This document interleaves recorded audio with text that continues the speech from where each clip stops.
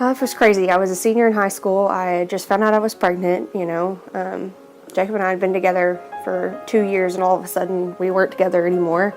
I had came here and met Debbie and Stephanie, and they had really, welcomed me, and I felt a lot more at ease, like everything was just going to be okay, because they assured me that it was all going to be okay, that, God had a plan and that everything was going to work out the way it was supposed to.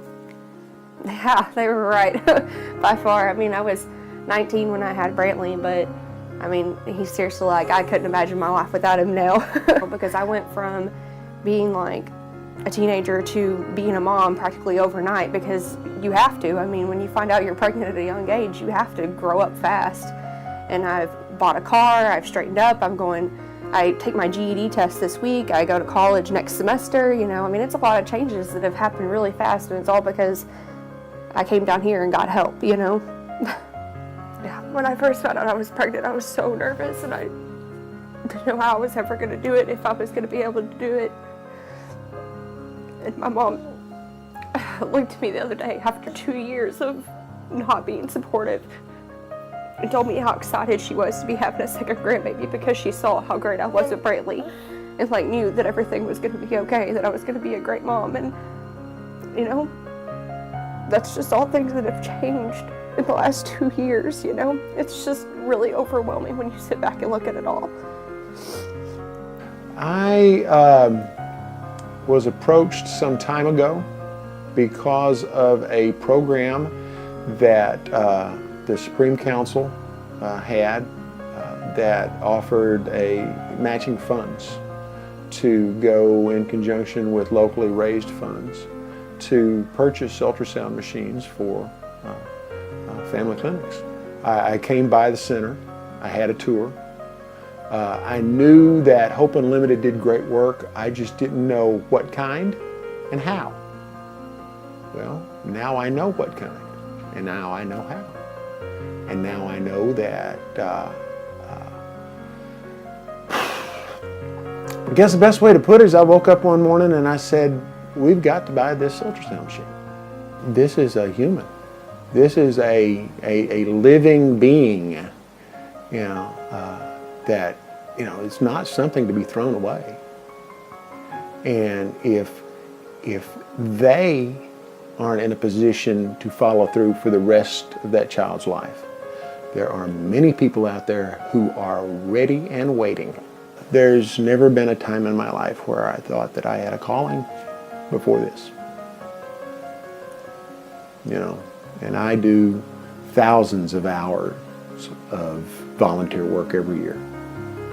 And I take care of things that so many people don't know about, and I don't care if they ever know about it. But this one, there was definitely calling. Primero eran el Health Department que querían saber si ella estaba realmente embarazada. Entonces me acuerdo que aquí nos hicieron el test del embarazo, le dieron una nota y tuvimos que regresar al Health Department para comprobarlo. Entonces después ya veníamos por puntos, por ayudas que necesitábamos por el bebé.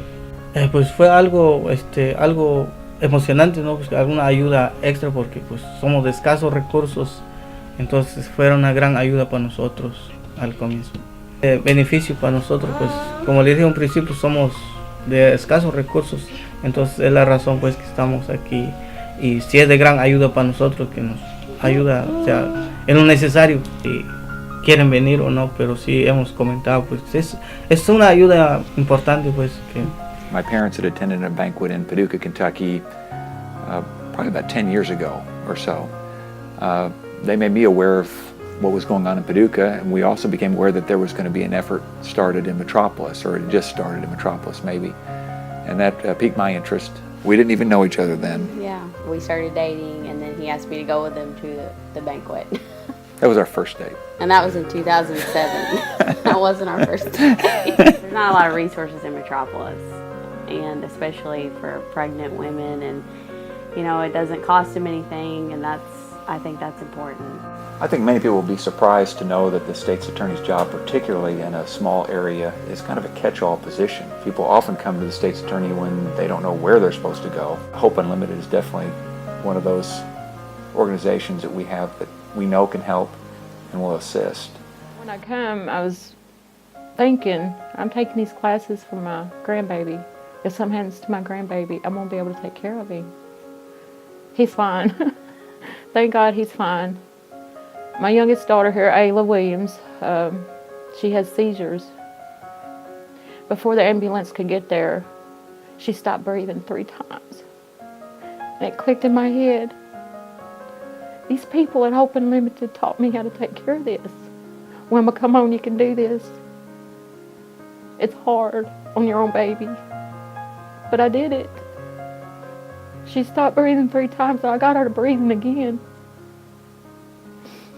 And when they got there, they had to give her Valium and everything. She was still seizing, but she was breathing.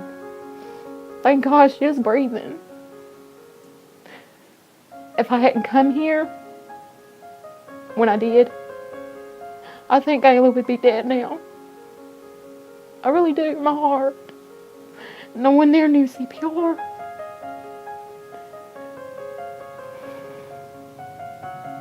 Thank you very much for teaching me this. I first heard about Hope Unlimited probably about 20 years ago.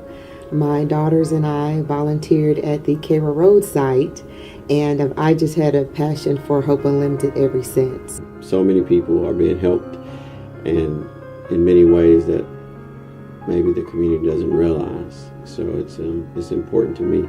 Then also it's joining the 2 communities of Metropolis and Paducah and making us work as in unity. So I think that's awesome as well. I think it's very important that we can help out in any way to get that voice out there, to get more people involved and let more people know what Hope Unlimited is doing so they can ride the wave with us also, and just make this an amazing place so we can continue on for years to come.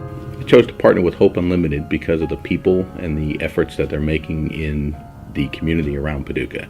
They're making a conscious effort to help everybody and give everybody a chance. It is a place for them to go and say, hey, I need help, and the people aren't going to judge them. They're not going to persecute them. They're just going to say, come on in, here's our programs, let's see which ones help and work with you.